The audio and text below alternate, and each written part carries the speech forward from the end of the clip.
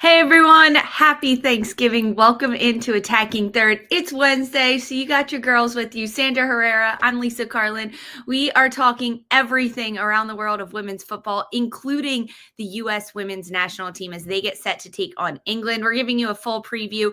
NWSL free agency. The door is officially open. Ding, ding, ding. Ring the bell for the transfers. We're going to do a mailbag today, so submit your questions, let us know. And then, of course, it's Wednesday, so we hit you up with in case you missed it. Everything, news and notes that you might have missed. Sandra, good morning. Happy Thanksgiving. How are you? Good morning. Happy Thanksgiving, everybody who celebrate. Look, I like to look at Thanksgiving as a holiday that falls within Christmas time. I was going to say you're wearing a Christmas shirt. Saying this was me holding back, Lisa. You know how I roll. You know what I mean? I've got one for every day of the week. December 1 comes around. Sandra's wearing a Santa hat every single day. It's just how it goes. Let's go. It's amazing. Well, it is Thanksgiving week. We are doing the show on Wednesday. So safe travels to everyone. Happy holidays for those that celebrate. Enjoy this weekend or this time, even if it's just a little bit of quiet and peace for you. Enjoy it. But it is Thanksgiving, and I have made it home to some parents' houses for this weekend. I was going to say, you got a different background there. Thank you. It's looking pretty good. The house smells like Thanksgiving already. There has been cooks in the kitchen for days now. Sandra, I got to know from you, for Thanksgiving, when you sit down at the table, what is the first thing you are grabbing? What's the first thing you want to fill up your plate with? I'm not gonna lie, I'm gonna keep it simple. I love a good mashed potatoes. Like I go for sides first before hitting up the bird. And I know maybe that's controversial for some people, but I like the turkey. You know, I do. I like the bird. I like the turkey too. Are you a white meat or a dark meat gal? Go for the dark meat usually. Yeah, me too. I'm dark meat as well. I like the sides too. Stuffing is my favorite.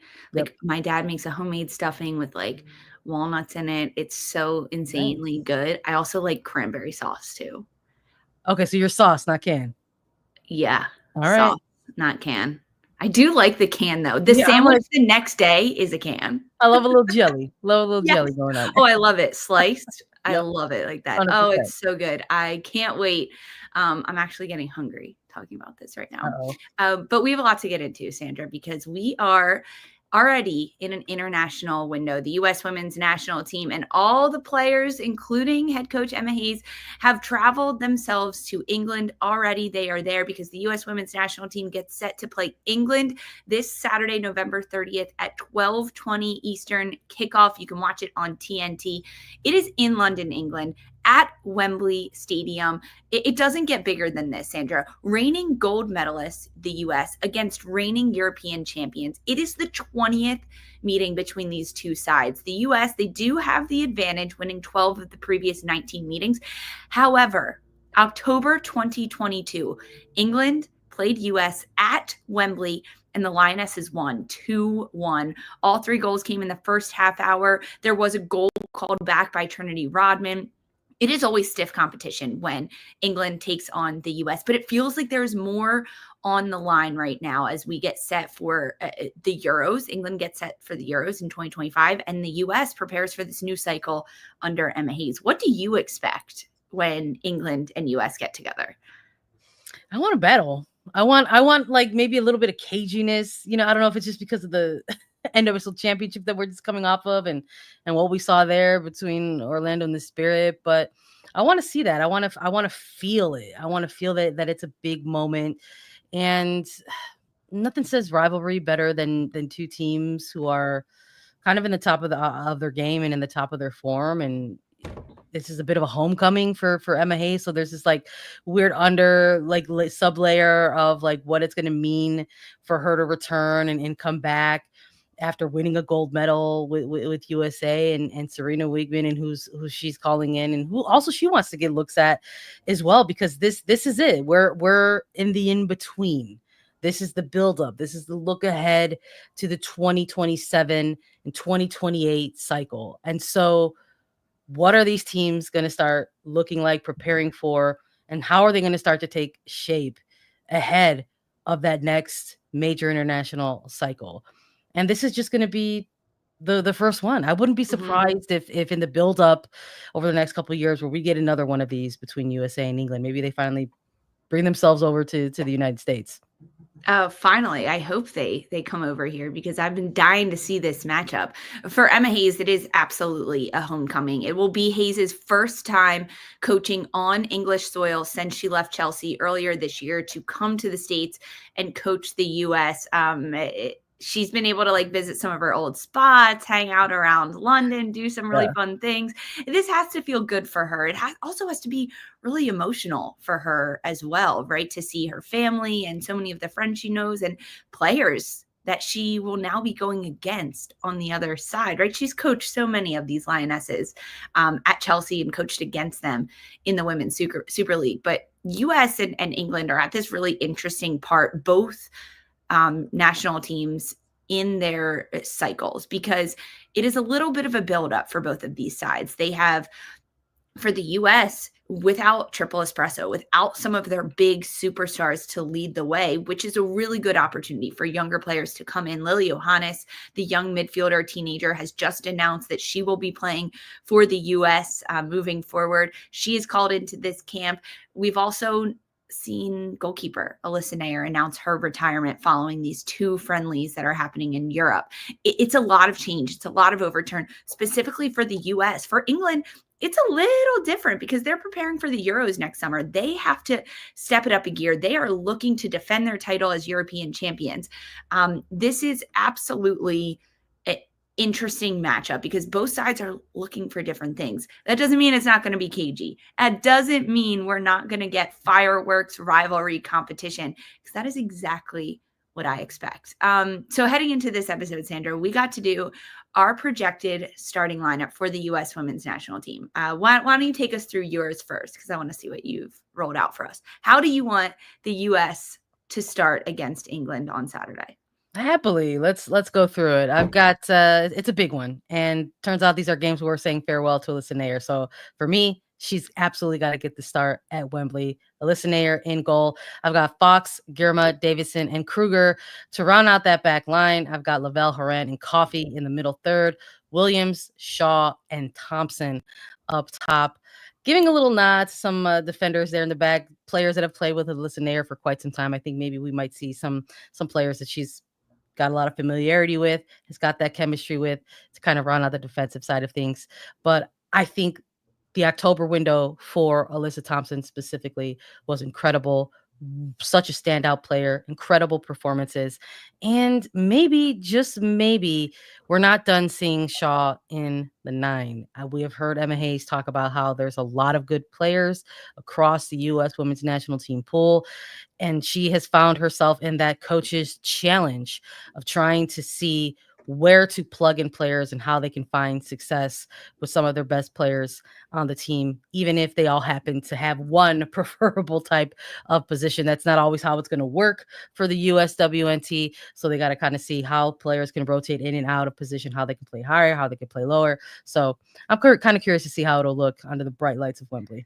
Yeah, that's a really good lineup. I like your front line of Williams, Shaw, Thompson. That is fun. I also think that Shaw is going to be dubbed as a 9, especially without Swanson, Smith, and Rodman at this camp. Jaden Shaw hopefully gets more looks, hopefully gets some time. Hopefully in the last couple of weeks, she's had time to recover, to get back to fitness level, right? Because she was still dealing with a bit of a knock through most of this season following the Olympics with the US this past summer. It's been a lot for her. With Alyssa Naeher announcing her retirement ahead of this camp, it definitely throws a wrinkle into my plans as the imaginary manager of this US women's. Are you nervous about rolling out your 11?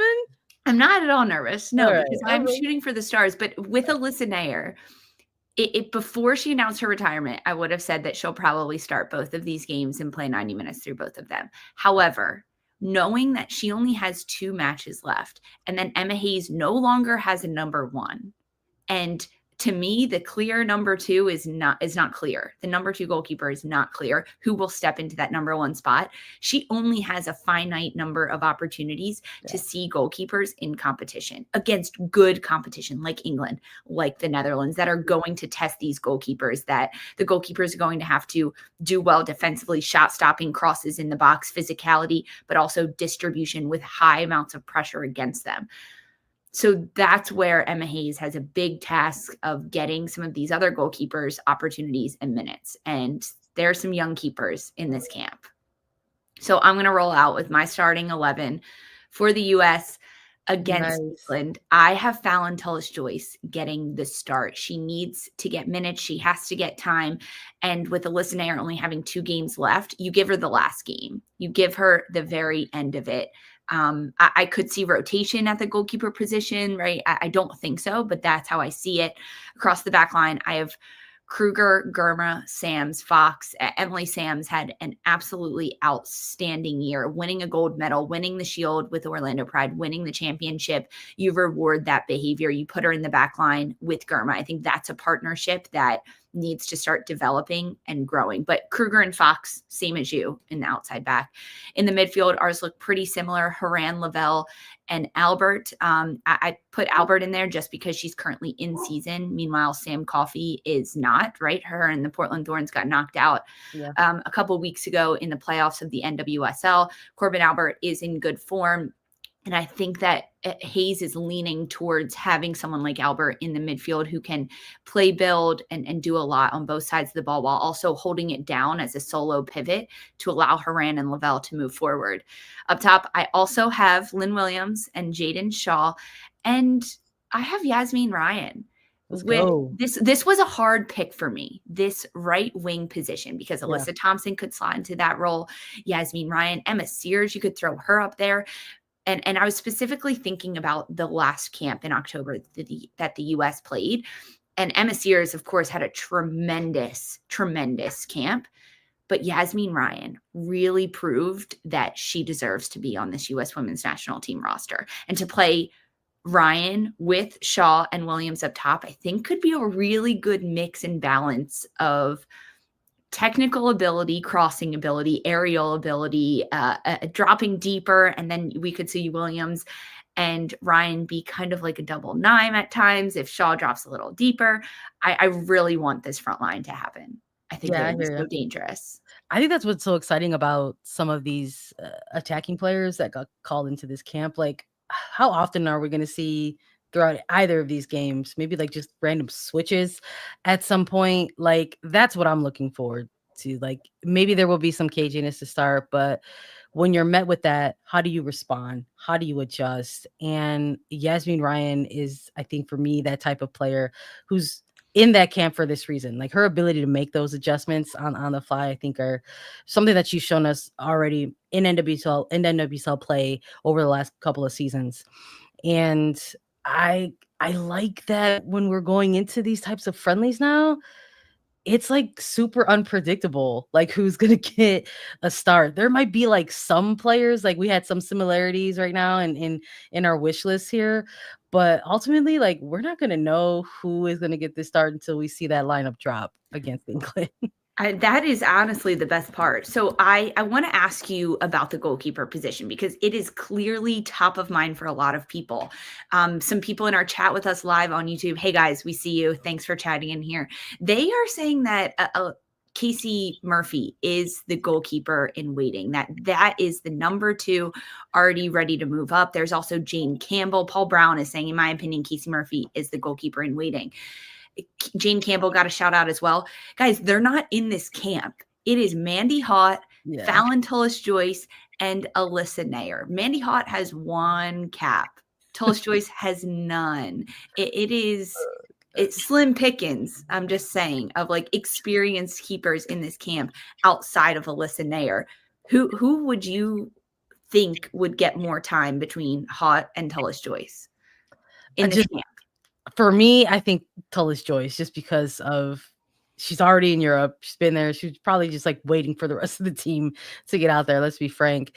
And she's in form right now. Also, she's she's not completely unfamiliar with the concept of the U.S. Women's National Team program. Let's just be clear here. But there's an opportunity here for this player to get some minutes, and she could very possibly get them under Emma Hayes. This is a head coach that is no stranger to the rotation, to giving that first cap. Hayes has been vocal about that. Hayes has been vocal about the fact that she wants that to be part of her era, of her tenure with this U.S. Women's National Team, that there will be players who earn those moments, that they get those minutes, that she's going to be that coach that gives out those first caps, not just giving them willy-nilly. Obviously, you got to earn them, but just, that she wants to be that coach.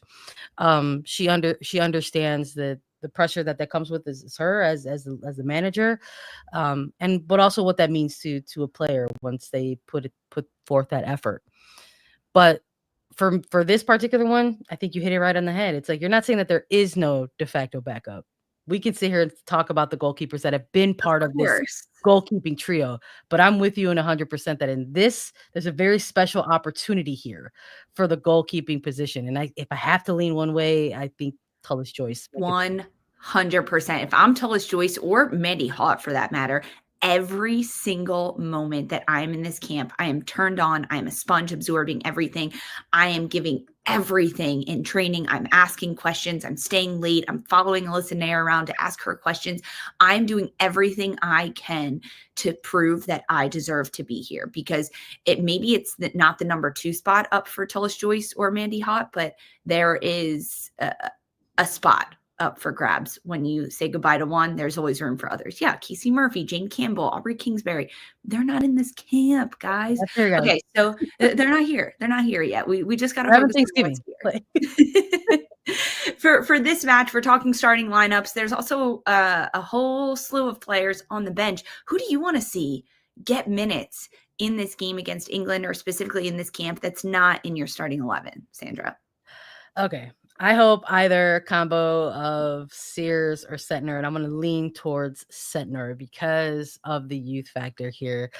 This is a player that Emma Hayes has said is almost a bit ahead of schedule on their coaching staff radar, that they saw this player as someone to come in more for the futures camp that we've been hearing so much about throughout the last few months, even going back to that October window, that's going to be a key point of the strategy looking ahead to 2027 and 2028. They've already got players in mind that they want to get into that January camp. Ali Sentnor has performed so well over the course of 2024 that for these games, 2 huge games, big opportunities in Europe, they said, get on the plane, kid. We need you here. So I want to see this player get some minutes over the course of these games. I hope she gets them against England at Wembley. Again, the environment, the scenes, those are the type of moments you want to try to get and absorb as a young player. So I hope we get to see her get some minutes.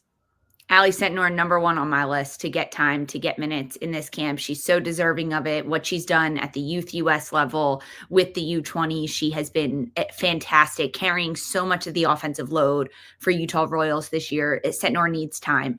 I also want to see midfielder Lily Johannes get time in this game, specifically against England, because she's already in Europe. She plays in the Netherlands for Ajax. It was a short travel for her. She's fully rested. She's in form, being in season right now with Ajax, and she's committed herself to the US, saying that already. She has cap, she has good time under her belt with the US women's national team with the crest on, but let's continue to evaluate her, put her in the mix along with some different players on either side of her in the midfield, see how Johannes can stack up against the best competition in Europe right now, in England and the Netherlands, right? I definitely want to see her against the Netherlands, but I would like to see Lily Johannes get time and get minutes in this camp. As a young player, there are only so many moments to expose yourself and to learn, and this is one of them. For England and US, Sandra, keys to the match. What do you want to see from the US? What are some tactical, technical things that you need to see from Emma Hayes and from this US women's national team side? Yeah, I want to see the continuity of building out through the midfield. I think that's been I don't want to say an issue, but it's always been a point that we make on some of these shows. What's it going to look like? Who is going to combine between Herrera and Lavelle and question mark, right? That's what it's been. For a little while there. We had something cemented with the trio of Coffee and Herrera and Lavelle, but now these are games where there's not as many high stakes involved, and so we're going to continue to see rotations and things like that.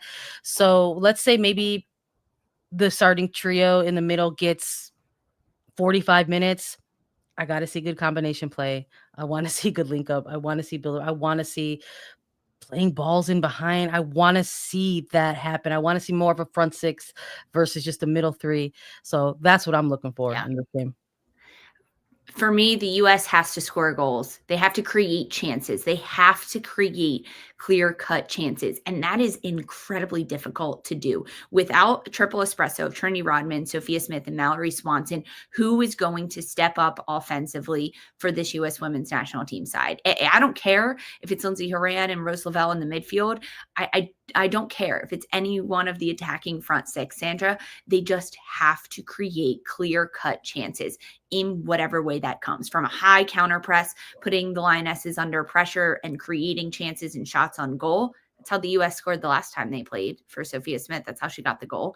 Whether it's build-up play down the middle, whether it's wide areas, going 1v1, sending crosses into the box, right? Get Lynn Williams on the back shoulder of a defender, send her in over the top. I do not care what it is. They just have to create clear goals. It create chances, right? Obviously score the goals, but if you're creating all these chances, shots on target, good looks on goal, forcing whoever is in goal for the Lionesses and England's back line to be on their A game defensively, I'm okay with that. Even if they don't score every single one of them, because you can still fine tune, right? If Emma Hayes watches it and says, okay, look, we were so good on crosses getting them. It was just the finishing. Hey, we can work on the finishing, but we have to be able to create chances. And a lot of the creativity from this U.S. roster comes from triple espresso. And with them not there, where is it going to come from? I want someone to be a spark, creativity, and step up and create those chances. That's the biggest thing I'm looking for. This game, U.S.-England, it's happening Saturday, 12:20 p.m. Eastern time. Attacking third, you, me, Darian. We will have a full recap immediately following the match, 2:30 p.m. Eastern time. USA against England. And before we go, Sandra, we got to drop predictions. Who do you have? What's your scoreline for USA-England? It's going to be cagey. It's going to be cagey. We're going to get goals, but I think it might be 1-1. Ooh, a draw. Mm-hmm. Wow. Okay. I am not going to go with the draw. Absolutely not. I am going with the U.S. win. I love it. 2-1. Let's go. I think the roles are going to reverse from October 2022 when the last time these teams played. Nice. But cagey, definitely cagey. All right, let us know your predictions for USA versus England. They face off at Wembley on Saturday, and then join us right here on youtube.com/attacking third for a live recap of USA versus England Saturday, 2:30 p.m. Eastern. Don't go anywhere, guys. We've got a whole show for you planned. Stick around.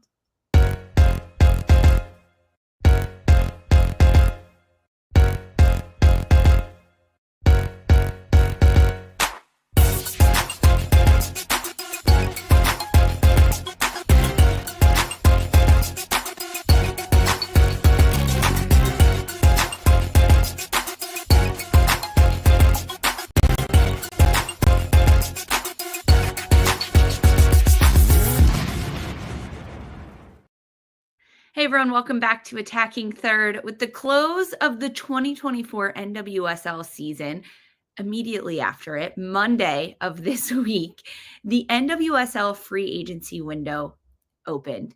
There is chaos. Sandra, it is the wild, wild west out here in free agency, not only because of players that had contracts at their clubs are wide open for selection now if they're under free agency. Every player is a free agent following their contract end. That is part of the new CBA that was signed this season. Also, the college players, well, frankly, any player, you could be in high school playing for all I care. They are eligible to be signed now by teams. We're already seeing in a little bit. San Diego made a signing, but now free agency is here, and it is changing the game. And in this first offseason of free agency, Sandra, we're going to see a lot of differences. What's maybe like the biggest change that we could see with free agency, no NWSL draft in this offseason? I think piggybacking off of what we saw in the beginning of free agency last year, I wouldn't be surprised if we start to see some just re-ups from clubs with players that have already had contracts with them. I think one of the things that might surprise people most about free agency is what players are looking for. And for some players, a good chunk of them, might just be the concept of stability.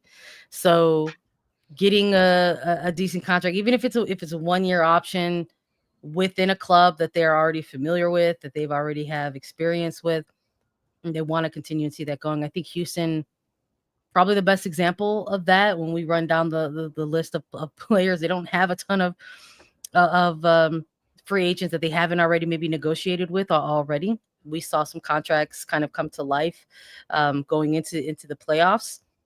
I think Barbara Oliveri was one of them that comes to mind. And I think that's what might throw people off a little bit, because I think when you think of free agency in other leagues, it's absolutely maddening, right? It's like highest bidder type of energy. And I don't know if we're quite there yet with NWSL. This is going to be just the third iteration of a free agency period for the league.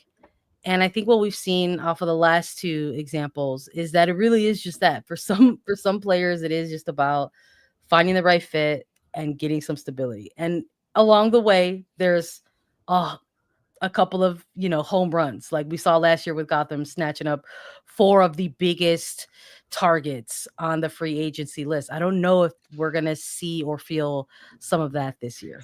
It's a little bit different this year with free agents, who's available, and also how it works, right? Like with trades and contracts, and with the new CBA putting into place also salary cap rules and allocation money going away. There's a lot of loopholes that teams can try to do to get players, but it's hard to sign someone that is a big free agent if you don't have the money for them, right? And you can't compete with that.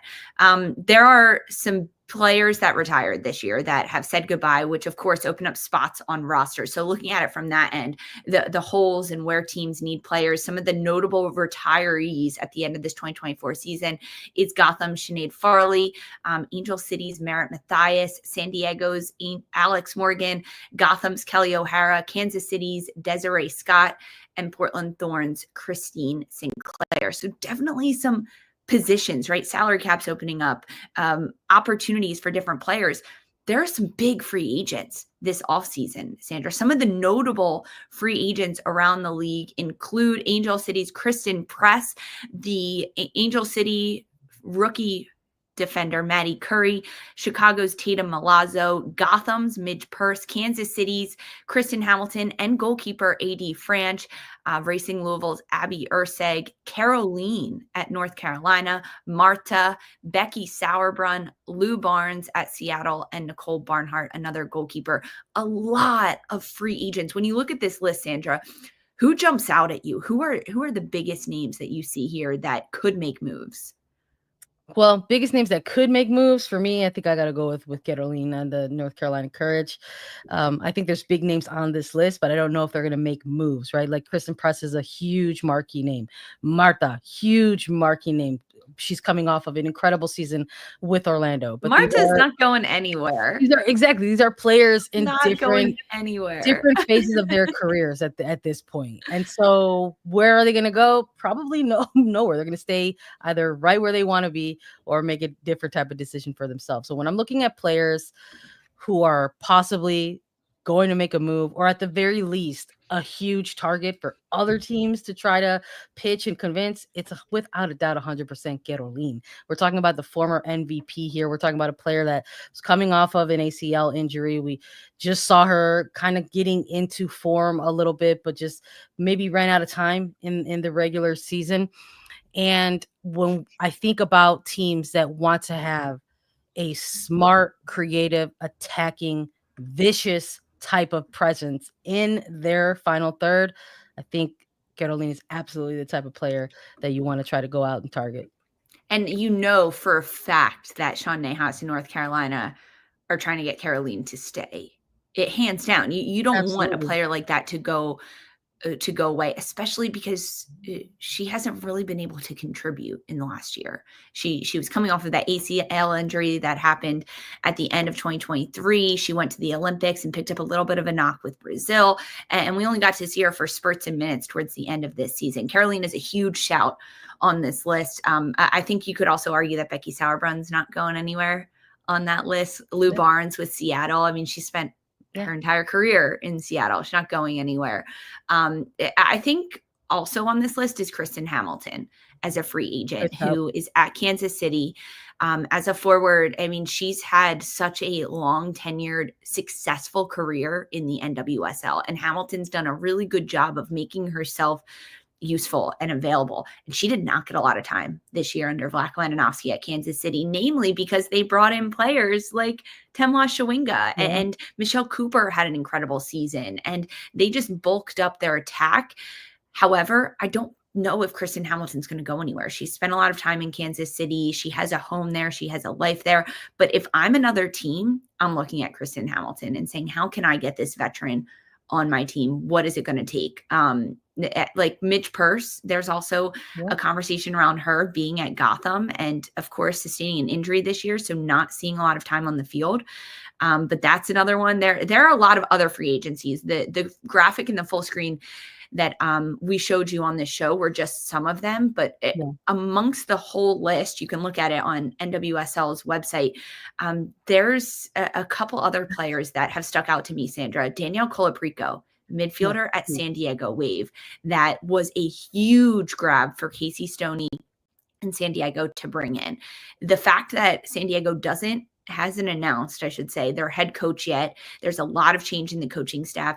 If I'm Colaprico, I'm saying, hey, where else can I go? Where else might I fit into a system that is already established? What is looking good on the field? How am I going to get playing time? How are the players around me going to continue to grow? Because there was a lot of turmoil at San Diego. And you can't beat 80 and sunny for 365 days a year.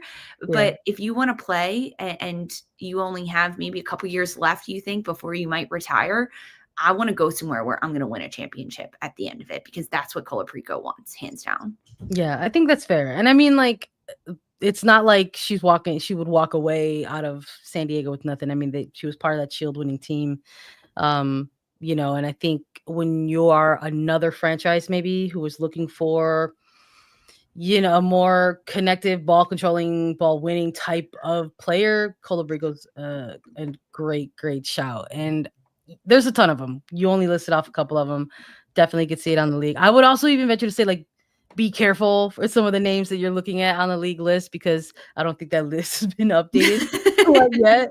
The league has been a little bit busy, I think, with the NWSL Championship final, so maybe they'll finally update the list. But they're gonna, like, I'm looking at the list right now online, and it's just like Dabina's on there, but like they already gave her a contract. She's re-signed. Like DiBernardo, they re-signed already. Like, those are players that are actually not on the free agent market, and they're on there saying that they're on the free agent market, and they're not. So like that, and that goes back to like how we started this segment. It's just like some of these players and some of these clubs are already good, like, in negotiations to re-up. So we'll see like what those big splashes will look like this year. I think it's going to be very different from last year's free agency. There's a lot of defenders on this list, honestly. Yeah. Madison Curry at Angel City, Sam Hyatt out of Gotham FC. For Kansas City Current, all of the goalkeepers are technically free agents this year with Franch, Schultz, and Katie Frayne. Abby Urseg out of Racing Louisville, Megan Klingenberg, Becky Sauerbrunn, and Anna Helferty, who can play in the back line. She's a bit of a hybrid player for Washington Spirit. She plays all over. But that is pretty interesting to me, because if you're a team that's looking to shore up defensively, you might go to this free agency list. Sam Hyatt was a player at Gotham that stepped in during the Summer Cup. She had some good significant minutes in the summer window of NWSL Gotham play, playing alongside incredible players, right? Like she's had to learn from Tierna Davidson this year, Jess Carter, Emily Sonnet. If I'm looking at a player to maybe develop, add into my back line, I'm looking at Sam Hyatt, who could fill some holes. Yeah, that's a good shout for sure. I like this shout. It's just the start. It's just the tip of the free agency iceberg in NWSL. There's a lot of players also in England and Europe that we could see maybe come over. We will talk about it. We're diving into it all over this offseason. This is fun, but it's just the tip. Let us know your free agents that you want to see signed. And also, if your team has some openings, who do you want to get on your squad? Don't go anywhere, guys. We are doing a mailbag when we come back, and we are answering your questions. Stick with us.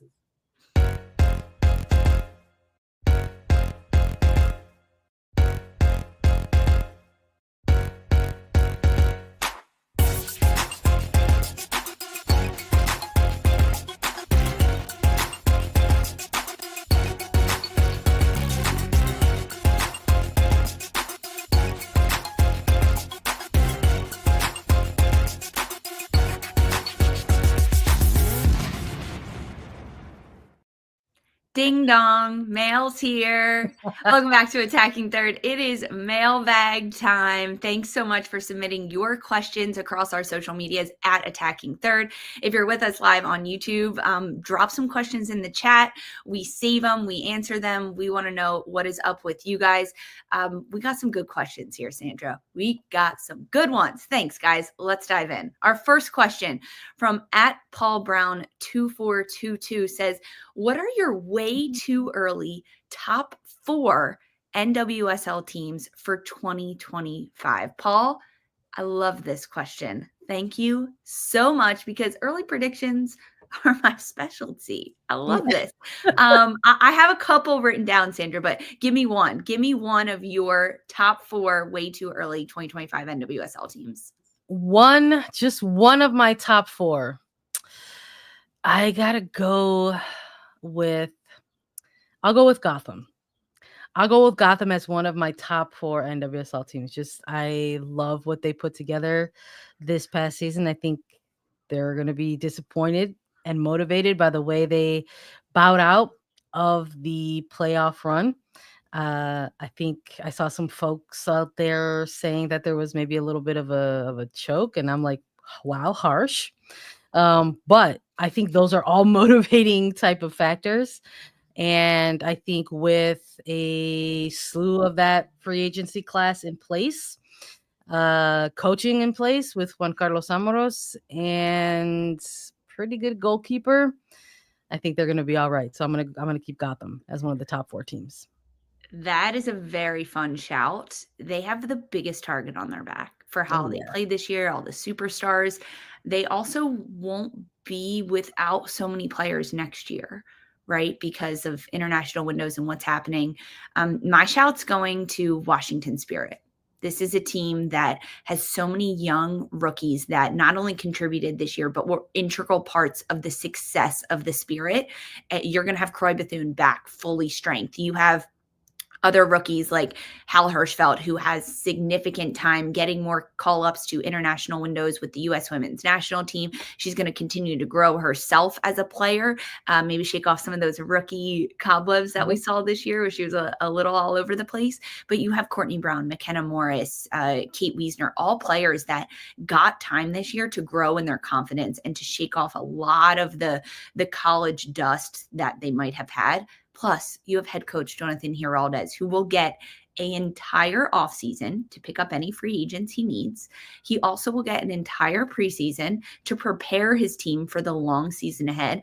And then you get Rayadas with a full season under this group. You're going to start to see Andy Sullivan come back from her injury, players just slotting into the mix that are going to grow. You also have a goalkeeper in Aubrey Kingsbury who wants to be on the national team, wants to be a starting goalkeeper at the international level, who's going to work so hard to get there. And with all that as the perfect storm, I would be very nervous to play Washington next year.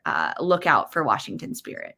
Okay, so we've got Gotham and Washington so far. Who's your other shout that you're going for top four? Way too early.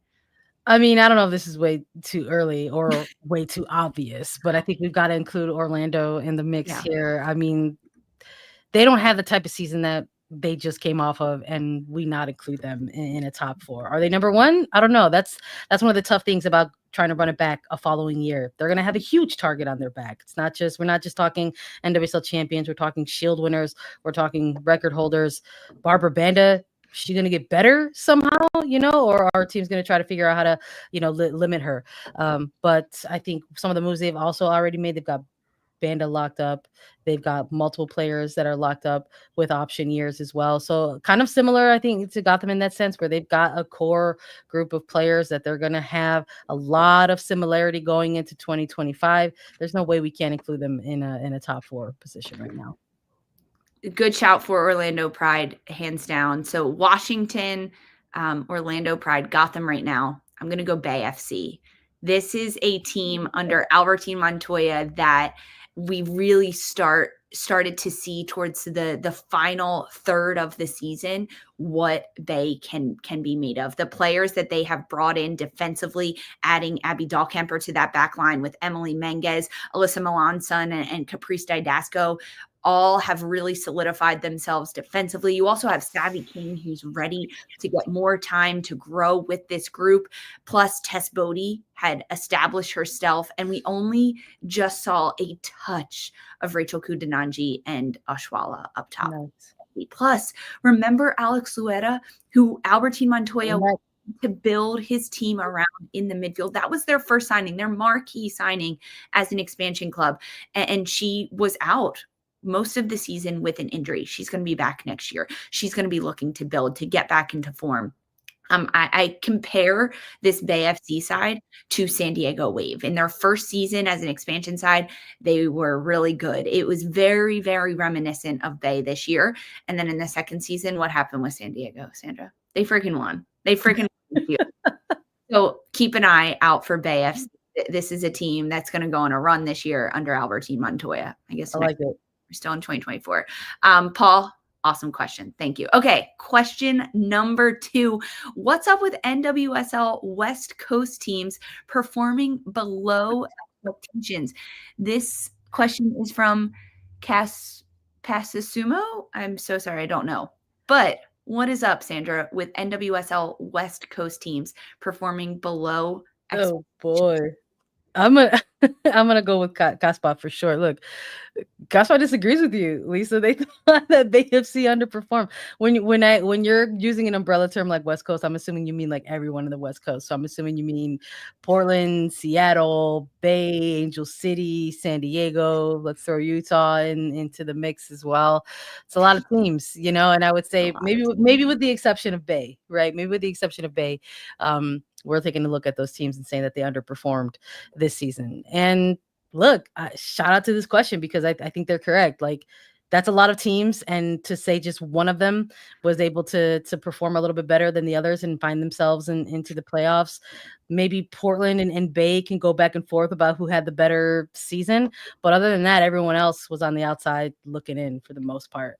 So I think there's a lot of factors into play. I think you got to go team by team. We need a whole other episode to target this type of question, but a lot of it is going to be, perhaps maybe there were some teams dealing with, outside circumstances. Players can only control what they can control, unfortunately. But let's not act like those things don't affect them on the pitch. We saw big examples of that, I think, with Angel City specifically and San Diego as well. Mm-hmm. And then maybe you can throw in Portland a little bit, but they happen to just manage and wrangle enough of their season to make a little bit of a run. But that's the beauty of an off season, right? You get to hit that reset button. You get to maybe take a look at some things, see where you can strengthen up and make a run in 2025. So I won't be surprised if maybe some of these West Coast teams find themselves more into the mix instead of less of it in 2024. I love that you said that, listing out all the West Coast teams, right? You did Seattle, Portland, Bay, San Diego, Angel City, Utah. Someone in our chat was also like, Texas is West Coast. Guys, I don't think Texas is West Coast. But Houston did underperform this year. You mean like Southwest? Like Southwest? Texas is really big. Maybe like the farthest tip of it, right? I don't know. Exactly. Okay, we'll but see. You have to think about outside factors. You said it, Sandra. Angel City went through ownership change in this season. Seattle went through ownership change this season. Portland too. But like Seattle, right? When you're going through ownership change, you don't have money to do anything before your team is bought.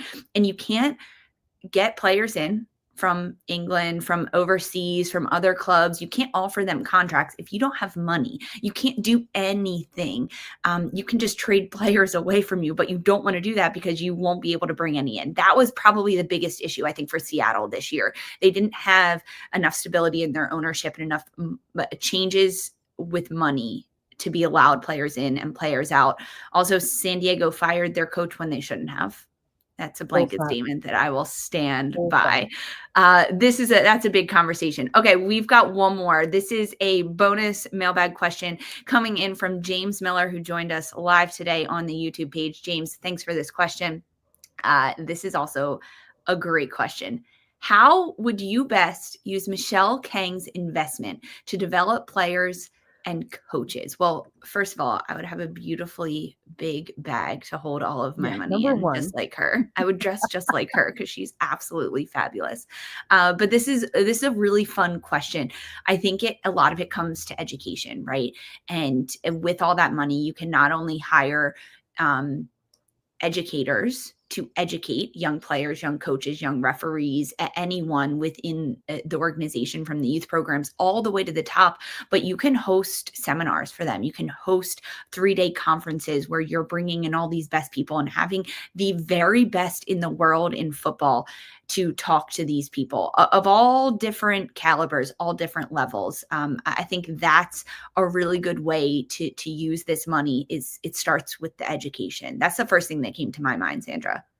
Yeah, I mean, listen, that's a lot of money to throw around, and you don't want to throw it out without proper knowledge. So I would go ahead and co-sign that with you, Lisa. And in regards to development, I think I want to see maybe even in some tech. I think there's a lot of cool tech out there that could be utilized as part of that development, whether it's on refereeing side of things or in the coaching side of things to help kind of keep our young players and engaged and ahead of the game in terms of what the next best thing is. So I would also see if there's a chunk of that money to maybe go towards some of the tech, the digital tech that could be utilized for coaching and things like that.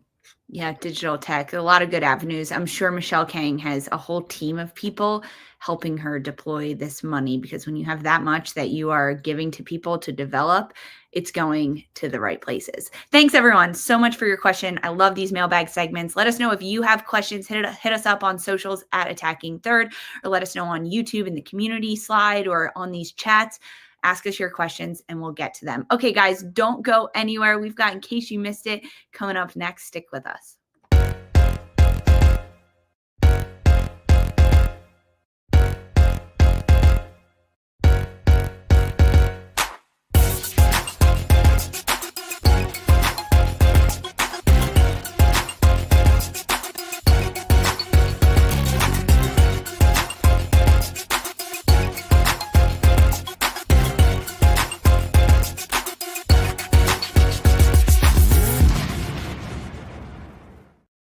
Hey everyone, welcome back to Attacking Third. In case you missed it, A lot's been happening in the world of women's football. Let's go south, Sandra. We're starting in Mexico because the Liga MX Femenil final has concluded, and Rayadas, they win the league championship in absolutely dramatic penalty shootout, defeating Tigres 4-3, a come-from-behind win for Monterrey. They were down 3-0 on aggregate.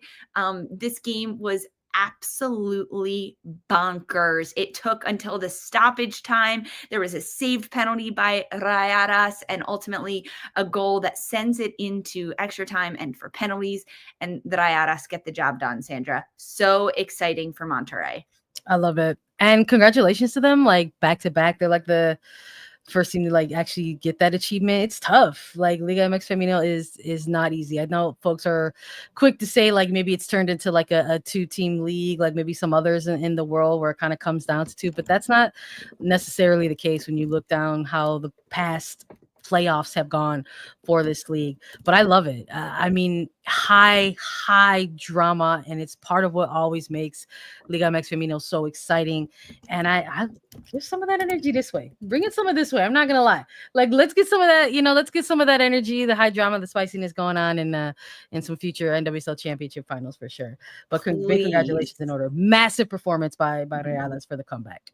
It was such a fun game. Go watch those highlights if you haven't seen them. Rewatch the game because it is absolutely worth it. Leg 2 Rayadas against Tigres, and they win. In NWSL championship news, this past weekend of the championship, it was the most viewed NWSL weekend in history. 967.9 thousand average championship viewers. That is up 18% year over year. When we think about the peak championship viewers watching that game, Sandra, 1.1 million fans. Then there was the skills challenge, which was filmed on Friday night, aired on Sunday around college football. 1.53 million average skills challenge viewership. That is insane. What is wrong with y'all? The peak for the skills challenge viewership, 2.3 million viewers. More people watch the skills challenge than the game. Sickos. What is wrong with you? Make it make sense. Oh my goodness. It is hilarious, but ultimately it's 2.5 million over the course of the weekend with the championship and with the skills challenge. Guys, thanks for coming out. It has been an absolute blast. Now, can we get 2.5 mil watching attacking third? Let's go. In other NWSL news, BOS Nation, the 15th expansion side in the NWSL set to debut in 2026, has made a statement saying that they're going to make some changes. They say, quote, "We appreciate you pushing us to be the best." They also said, "Hey, we've heard your feedback and we are actively listening. We share your high expectations." And together, they want to build a club that reflects the essence of the beautiful game and the character of the dynamic city, something that a lot of fans didn't think they did, not only with their rollout, their balls campaign, but also BOS Nation as a club. So because of all of that, BOS Nation has decided that they are launching a deliberate process to seek, listen, and reflect about the team name from fans, supporters, and a group of advisors. They're going to basically crowdsource for what's going to happen next because they want to be a championship caliber team that reflects the values on and off the field. Thanks. Stick with us. So more news coming out of BOS Nation, of course. We'll keep you updated on that. Some other changes happening in NWSL clubs out of Racing Louisville FC. General manager Ryan Dell and the club have mutually parted ways following the 2024 season as Dell pursues another opportunity in the soccer industry. That announcement just came this week. We'll keep you updated on what Racing Louisville does next to hire a GM and what they can put in place as soon as possible because free agency is happening. This is the off season. You need someone in charge to make decisions. Over the championship weekend, NWSL Commissioner Jessica Berman, she did her end of the year media availability where a lot of people were sitting on the edges of their seat, Sandra, thinking she was going to announce the 16th NWSL expansion side. Instead, she gave us a different kind of mic drop, saying that it is down to 3 cities: Cincinnati in Ohio, Cleveland in Ohio, and Denver, California. So we didn't get the 16th team, Sandra, but we do know it's the final 3. And then there was some big news surrounding Cincinnati, Sandra, that came. You were at this press conference, so drop it all for us. Yeah, it was exciting to sort of hear how the markets have been narrowed down to what was originally reported as 5 cities, and now it's 3 different markets. And I gotta say, with some of the news surrounding one of the expansion bids, specifically with NWSL Cincinnati, saying that Caitlin Clark has joined as an investor and that their bid effort is looking pretty good. And I gotta say, like, at NWSL Championship, there were a lot of folks in attendance, and some of them may have included some NWSL Cincinnati folks as well. So it's looking pretty good, I think, if you are part of that expansion bid. But we can't count out Cleveland and Denver at this point because it's anyone's game. And if you're narrowing it down from 5 to 3, obviously you had something in your bid that stood out to the league. So we'll see what it comes down to. But I don't know, Lisa. Caitlin Clark's got a kind of popular. I don't know if you heard of her. I think that's going to be tough to go up again. Wow, breaking news. Sandra says Caitlin Clark is kind of popular. Hearing Caitlin Clark's little popular out there. Hey, we'll see. We'll let you know. Hopefully that news of the 16th NWSL expansion side comes sooner than later. An early Christmas present? I sure hope so. In college women's football news, North Carolina, the dominant team forever, has reached an insane major milestone, earning its 150th NCAA tournament victory in program history. 150 tournament wins, Sandra. No other school has more than 83 wins during this span of NCAA tournament existence, which is only 43 years. This monumental victory came when number 2 seed UNC defeated Minnesota 3-0, the 6th seed, in the 3rd round of the NCAA tournament. So now UNC in the quarterfinals for the 35th time in school history. They cannot be stopped. And that leads us to NCAA Division I Women's Soccer Tournament quarterfinals. They are taking place this Friday and Saturday. Tune in, guys. These games are so fun to watch. On Friday, there is 3 games happening. Number 1, University of South Carolina taking on number 2 Wake Forest, 5 p.m. Eastern kickoff. Then number 3 Stanford taking on number 4 Notre Dame. That's also a 5 p.m. kickoff. And then number 2 UNC against number 4 Penn State, 6 p.m. kickoff. All those games are Friday. Saturday, just 1 game in the quarterfinals of the NCAAs. It's number 1 Duke against number 7 Virginia Tech. That happening at 6 p.m. Watch these games because a lot of these superstar players, they're going to be competing professionally in Liga MX Femenil, in the NWSL. They could be the future stars of the U.S. women's national team. College soccer is changing without the draft. So watch these games before everything changes. All right, Sandra, that was it. A whirlwind, a marathon, an event. Final thoughts for the people? I always appreciate whenever you run those down, Lisa. I always leave these episodes just as informed as everyone else listening to your rundown. And listen, everybody, have a great holiday weekend if you're celebrating, and eat lots of turkey. Eat it all. Eat the sides. Eat everything. We did a poll on YouTube here. Thanksgiving, the middle child of U.S. holidays. Is it 20%? 27% say yes. 73% say no. I don't think so. Thanksgiving respecters in the house. Okay. Thanksgiving respect. Hey guys, thanks for joining us. We are going to be live on Saturday after the U.S. women's national team take on England, following that final whistle. So probably 2:30-ish p.m. Eastern time to recap and react to the friendly. It'll be Sandra and Darian Jenkins here, and I'll be here. Join us. Come hang. Thanks everyone so much for joining us. Make sure you follow Attacking Third wherever you get your podcast. Leave us a 5-star rating and review. You can watch us on Golazo Network or on YouTube. For Mark, Sandra, I'm Lisa. Happy Thanksgiving. This was Attacking Third.